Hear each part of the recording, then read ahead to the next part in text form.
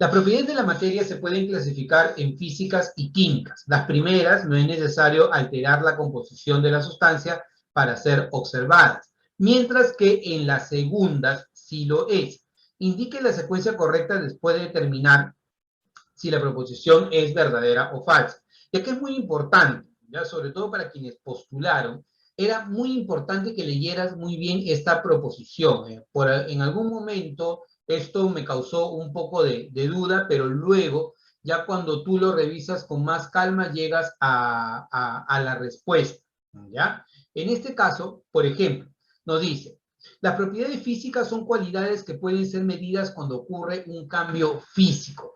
Las propiedades físicas no necesariamente van a ser evaluadas cuando ocurre un cambio físico, ¿ya? Por ejemplo, si yo quiero medir la temperatura de ebullición de una sustancia, por ejemplo, el agua, sí necesito que haya un cambio físico, ¿no? En este caso, el paso de líquido a vapor, y obtengo la temperatura de ebullición de un líquido, por ejemplo, del agua, a la presión atmosférica normal, por ejemplo. O si quiero su punto de fusión o su punto de congelación, también debería ver que el agua haga la transición o el líquido haga la transición de líquido a sólido. Pero no necesariamente siempre se va a dar de esa forma, porque si, por ejemplo, yo quiero medir la densidad de una sustancia, la densidad es una propiedad física. Y esta propiedad física, ¿cómo se mide? Se mide dividiendo la masa sobre el volumen de una solución o de una sustancia, ¿correcto? Entonces, si yo mido la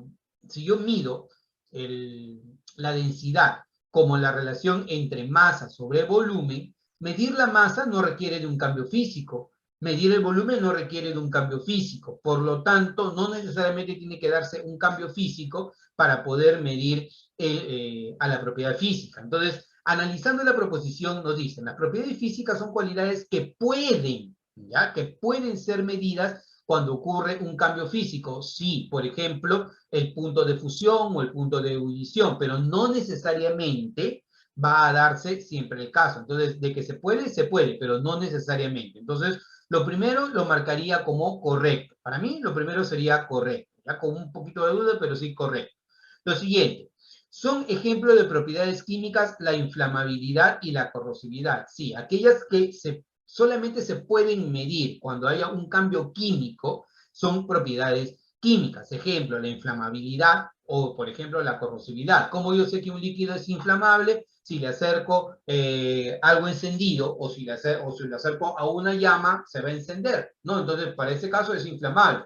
O si un líquido es corrosivo, lo que puedo hacer, por ejemplo, el ácido nítrico o el ácido sulfúrico, agregarlo en un metal y ver si genera el efecto de corrosión. Por lo tanto, las propiedades químicas, inflamabilidad y corrosividad solamente pueden ser verificadas si hay cambios químicos en la sustancia. Por lo tanto, esto también sería verdadero.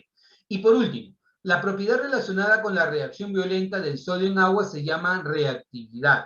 No existe un término específico para este proceso, pero si quieres darle algún nombre, bueno, sí, es la reactividad que tiene el sodio frente al agua. Si yo quiero saber cuán reactivo o cuán poco reactivo es una sustancia, no necesariamente voy a tener que utilizar un elemento frente al agua, puede ser frente a cualquier otro agente. Por ejemplo, si yo te digo la gasolina frente al fuego, ¿no? La gasolina reactiva frente al fuego, habiendo oxígeno se va a generar una combustión. Pero en este caso, sí, el sodio frente al agua reacciona de manera violenta y eso viene a ser parte de su reactividad. Entonces, si yo tuviera que marcar una clave, yo marcaría verdadero, verdadero, verdadero, alternativa de respuesta sería la letra E. Por lo tanto, en este caso, marcarías como respuesta clave la letra E. ¿Ya? Esa sería tu respuesta.